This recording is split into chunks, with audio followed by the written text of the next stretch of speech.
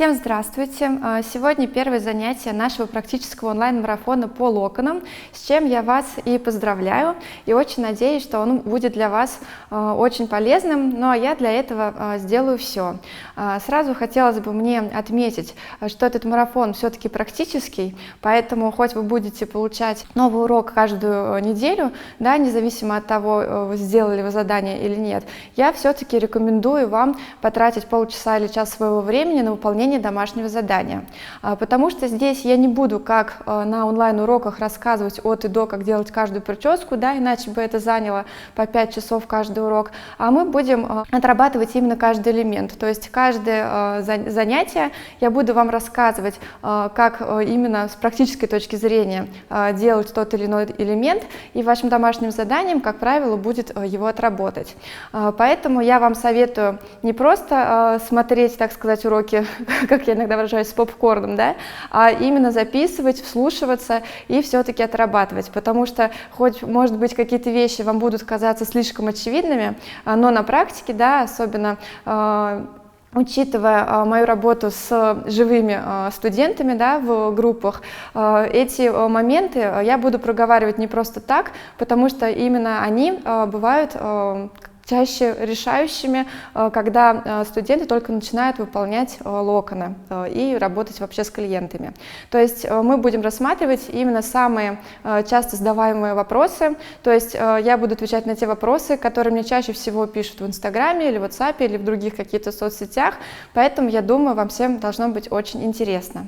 Поэтому сегодня первый урок, он касается именно общей информации по работе с волосами, и я думаю, что, возможно, вам даже стоит взять сейчас листики и ручки и что-то записать, потому что сначала мы приступим к разбору именно подготовки волос, то есть я расскажу, как нам подготавливать волосы, как нам общаться с клиентами, что нам им говорить, да, и как мы можем повлиять вообще на долговечность наших локонов. Итак, первая часть при работе с волосами это именно подготовка волос, то есть чаще всего этот процесс происходит не у нас в студии, да, а клиент дома готовит как-то свои волосы. То есть мы должны нашему клиенту рассказать, каким именно образом он должен помыть голову, когда он должен сделать это и по какой причине вообще он должен это делать тем или иным образом. Так вот, мыть голову клиент должен утром, в день торжества, за редким исключением. То есть этим исключением может быть, если девушка, как я говорю, глубоко беременная, да, и ее ждут ранние сборы, и нам просто жалко ее поднимать там в 3-4 утра, тогда в таком случае, если волосы не сильно пачкаются, она может помыть с вечера. Во всех других случаях лучше, конечно, чтобы голова была помыта с утра, потому что чистые волосы, они по-другому выглядят, да, по-другому разбираются, вытягиваются, с ними совершенно иначе как бы работать. Даже мы, когда помоем голову, согласитесь, нам в зеркало смотреть на себя приятнее. Вот с клиентами то же самое, то есть волосы должны быть легкими, рассыпчатыми для того, чтобы нам делать именно такие легкие, хорошие и, самое главное, чистые элементы. Второй вопрос – это чем же клиент должен мыть голову. Я вам настоятельно рекомендую спросить у ваших клиентов, да, у невест, ну, возможно, я сегодня буду говорить много про невест, но вообще имейте в виду, что это любой клиент, да, который записывается и который нуждается в ваших услугах. Так вот, вы должны уточнить, каким именно шампунем клиент моет голову, потому что шампуни подразделяются на несколько типов. Вообще, мне хотелось бы сейчас отметить при подготовке волос, что мы должны изначально понимать, что все продукты, все стайлинги, которые мы используем при подготовке волос, они делятся на две большие группы. Одни стайлинги призваны открыть кутикулу волоса. Кутикулу волоса, чтобы вы понимали, это самый верхний слой волоса, он похож на черепичную крышу, то есть каждый последующий слой выходит немножко из предыдущего. У здорового волоса, а также у детских волос, у натуральных неокрашенных волос кутикула плотно-плотно прижата к волосу. Именно поэтому нам с такими волосами обычно тяжело работать. Если волосы окрашены, особенно если это блондинка, то для того, чтобы обесцветить пигмент в волосе, мы должны были, ну не мы, а, так скажем, колорист, да, который окрашивал нашего клиента, должен был максимально открыть кутикулу, то есть взорвать буквально. Поэтому все окрашенные волосы имеют в основном открытую кутикулу. Какая кутикула нам нужна, да, для работы? Нам для работы нужна кутикула именно открытая, потому что когда мы волосы выпрямляем и когда мы волосы завиваем, мы работаем с водородными связями в волосе. Водородные связи – это самые слабые связи. Их в волосе достаточно много, но именно на них идет наше воздействие, когда мы волосы накручиваем, выпрямляем, да, или когда мы их, допустим, просто помыли после прически, мы, собственно, в этот же момент также разрушаем водородные связи в волосе. Поэтому, в принципе, так, чтобы вы понимали, нам нужно вообще всегда максимально раскрыть кутикулу волоса, для того, чтобы мы могли как раз подлезть, скажем так, к этим водородным связям, максимально их разорвать, чтобы они потом соединились в нужном нам месте, да, уже в накрученном волосе, и в таком случае наши локоны будут уже держаться очень хорошо. Поэтому все наши действия на этапе подготовки волос должны быть однозначно направлены именно на открытие кутикулы, скажем так, любыми способами. Поэтому сейчас я на доске, чтобы вам было, скажем так, понятнее, разделю на две части, да, ее. Здесь напишу «открывают», чтобы вам было понятно, да. То есть это то, что нужно нам всегда при работе с локонами. И здесь я напишу, буду выписывать продукты, которые закрывают.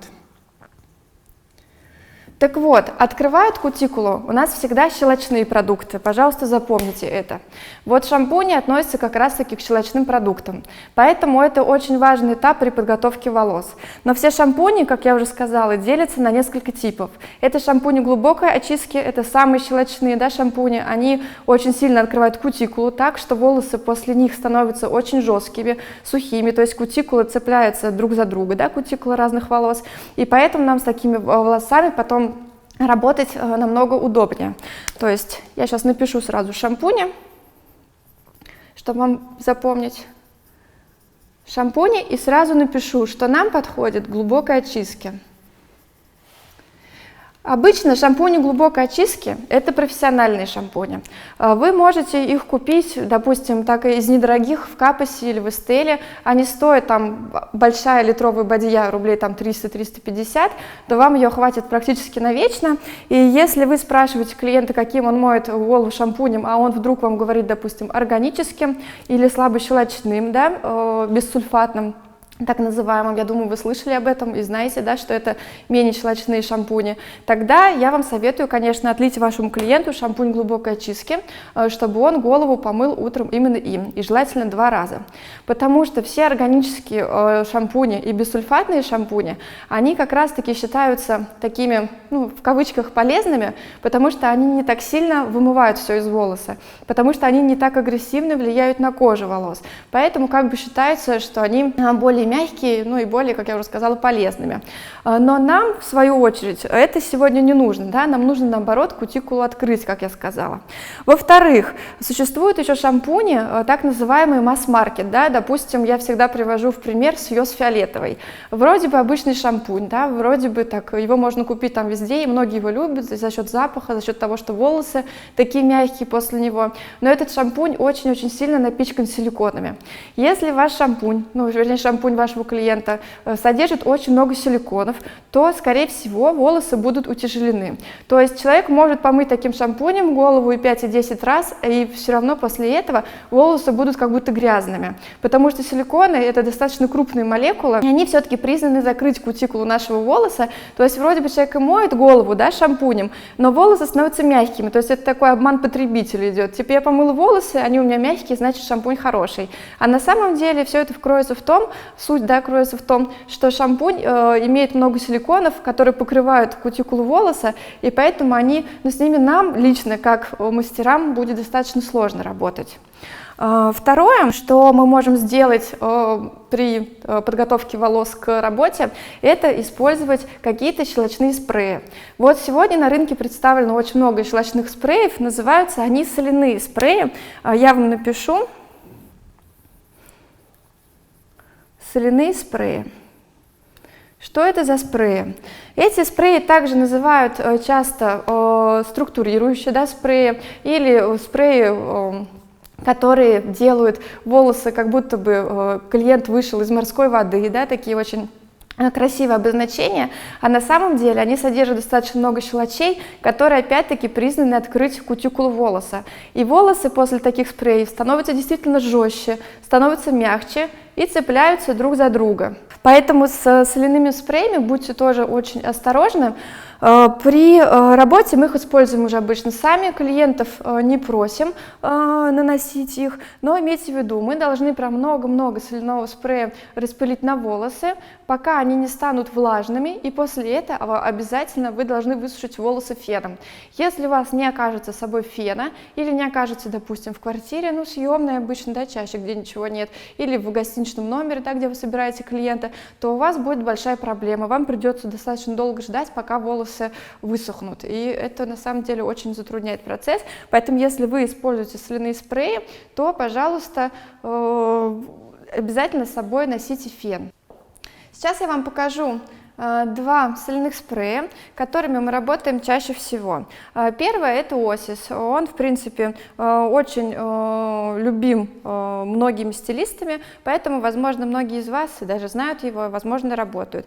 Но, в принципе, если вам достаточно дорого, да, такой спрей использовать, то можно его заменить. Вот у нас есть индолом, мы тоже часто ей работаем. Она стоит там раз в 5-6 дешевле, но, по сути, все соляные спреи примерно одинаковые, да. Но чем, скажем так, дорогие отличаются от дешевых, то что иногда в тех, что подороже, именно самих компонентов, да, вот этих молекул, да, которые нам нужны, щелочных, их по концентрации просто получается там больше. То есть вы будете использовать, ну, меньшее количество спрея, получив тот же самый эффект. А теперь давайте поговорим о продуктах, которые закрывают кутикулу, то есть те, которые нам использовать, наоборот, нежелательно, и мы должны, в принципе, клиенту это, конечно, всегда проговаривать, да, чтобы он случайно их не использовал и не усложнил тем самым нам работу. Первое — это, конечно, бальзамы и маски. Вот запомните, что все бальзамы и маски, они как раз-таки закрывают кутикулу, они продукты уже кислые. Сейчас я запишу. Бальзамы плюс маски. Поэтому, если у вас, у клиента натуральные волосы, тяжелые, да, и вы так боитесь, что ваши локоны не продержатся, тогда обязательно говорите ему, чтобы он при мытье не использовал вообще никакие бальзамы и маски. То же самое касается спреев для расчесывания волос, спреев против секучих секончиков и, кстати говоря, термозащитные спреи. Потому что вот эти все спреи, о которых я говорю, они также содержат обычно очень много силиконов, чтобы волосы потом казались такими блестящими, гладкими и здоровыми, да, создавали у потребителя такое чувство, что у него волосы вдруг выздоровели, да, как так часто говорят. Но на самом деле мы знаем, что они делают, поэтому тоже не советуем, то есть любые для секучих секончиков, термозащита туда же, для легкого расчесывания волос, они все примерно один эффект имеют.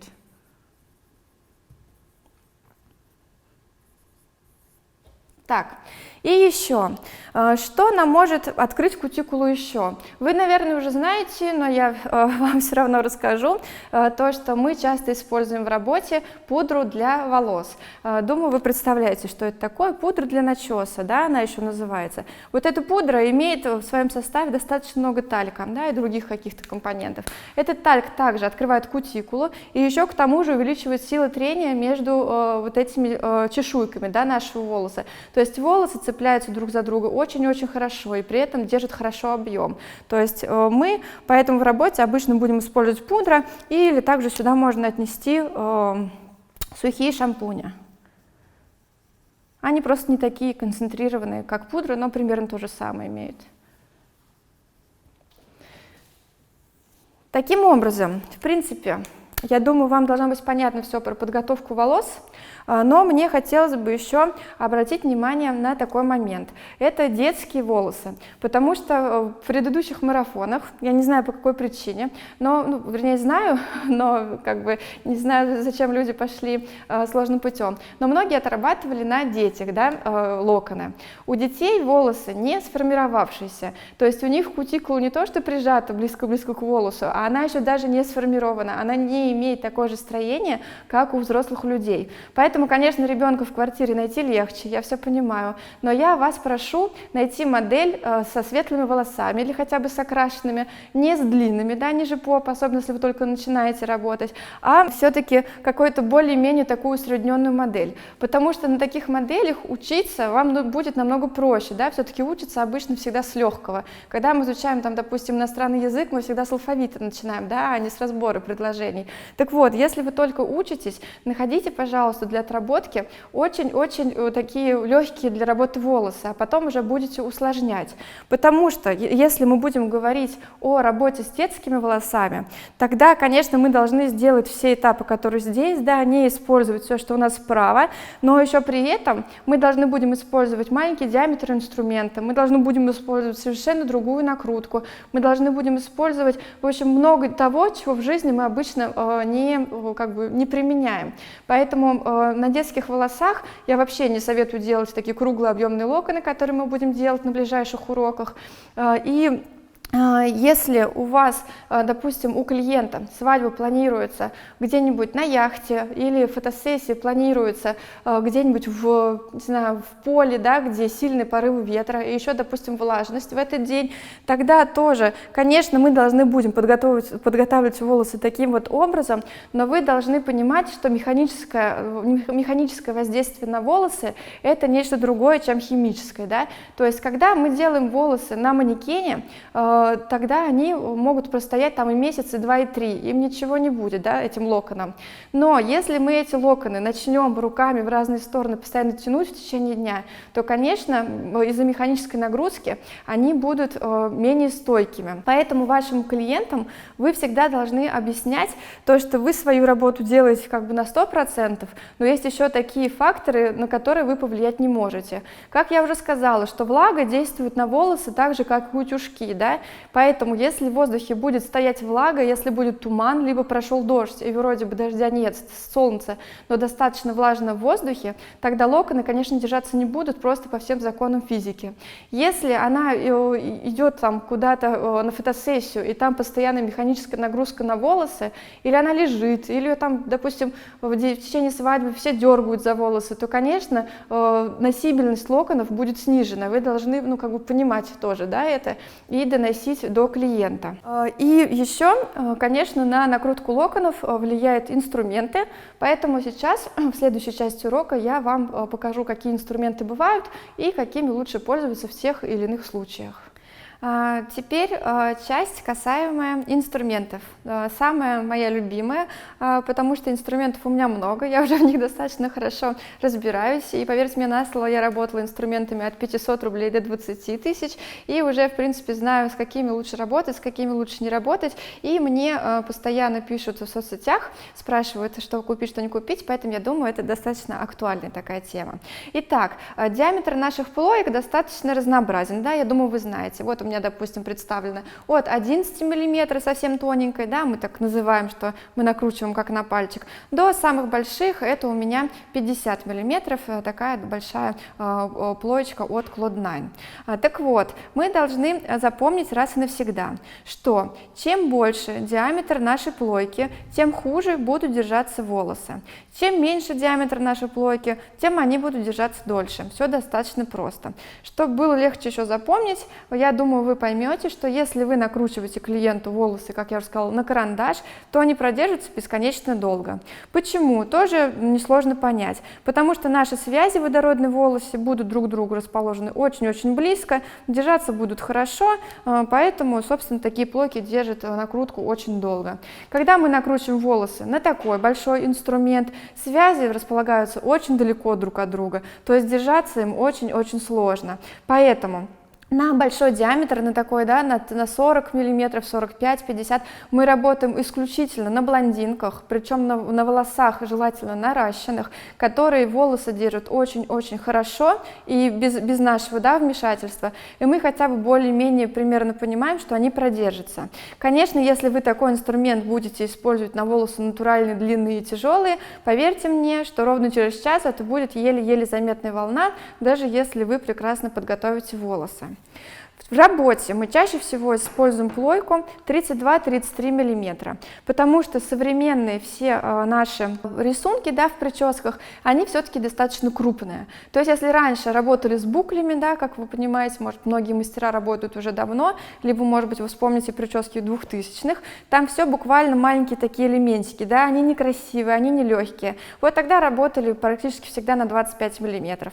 Сегодня они уже большие, распашистые, да, размашистые, скажем так. В Инстаграме все блондинки, да, все инстамодели, с ними работают на диаметр 38 мм. Конечно, это смотрится более впечатляюще и красиво, да, особенно на фотографиях. Но в жизни, если к нам придет среднестатистический клиент с натуральными волосами или с волосами подпорченными, которые не очень хорошо держат накрутку, мы, конечно, таким клиентам не сможем, да, работать большим диаметром. Поэтому запоминаем, что коммерческая накрутка, коммерческая — это живые клиенты, да, когда к нам приходят, то есть коммерческая — это все, за что мы получаем деньги, скажем так. Так вот, коммерческая накрутка — это 32, вот у меня еще появилось недавно 28 миллиметров и 25. Вот три плойки, которые вам действительно нужны. Вообще, возможно, даже вы обойдетесь 25 и 32. Когда мы будем проходить локоны, будет урок по локонам, я расскажу и остановлюсь на этом еще более подробно. Еще одни инструменты, которые особенно любят парикмахеры, это конусы. Сейчас я расскажу, почему их любят, но сначала хочу обратить внимание, что конусы бывают разные, именно диаметр. Да? Допустим, вот этот конус Харизма имеет меньше диаметр в основании уже, чем, допустим, Cloud 9. Но Cloud 9 единственный такой большой конус, который я видела. Возможно, конечно, существуют еще какие-то, я все знать не могу, но в основном конусы продают достаточно маленькие такие. Да. Так вот, когда мастера накручивают на такие конусы локоны, они, поскольку достаточно скользкие, немножечко спадают пряди, спадают на более маленький диаметр. И получается, что вы накручиваете такого баранчика. Ну, конечно, на маленьком диаметре накрутка будет держаться больше, да, то есть это не дело в конусе, а дело в том, что просто меньше диаметр плойки. Но изначально хотелось бы отметить, чтобы вы тоже знали, конусы придумали с той целью, что идет сначала крупная накрутка, а к концу она измельчается, то есть локон такой становится более стойкий, да, он вроде бы и красивый сверху, а снизу накрутка немножко меньше диаметр, но зато он держит накрутку намного дольше. Поэтому я с конусами не работаю, мы потом поймем почему, потому что мы всегда локоны накручиваем с протяжкой, но это уже тема другого занятия. Пока на этом сегодня на инструментах все. Итак, закончился наш первый урок марафона. Надеюсь, вы узнали из него много нового. И сейчас я вам расскажу, что будет у вас в качестве домашнего задания. Первая часть домашнего задания — это будет тест, а вторая часть такая немножечко творческая, да, но я и обещала творческие задания. Напишите, пожалуйста, клиенту сообщение, то есть как в письмо в письменной форме, объясните ему, почему вы не сможете сделать локоны ему на торжество. То есть, допустим, такая ситуация, что завтра у невесты свадьба, а по погоде обещают дождь с порывами ветра. Вот вы сегодня накануне должны ей написать более-менее понятным языком, расписать, почему это все-таки должны быть не локоны, а какая-то собранная прическа. Все сроки выполнения домашних заданий будут указаны на сайте. Эти сроки строгие, поэтому, пожалуйста, их соблюдайте. А мы будем ждать выполнения ваших заданий и встретимся на следующем уроке.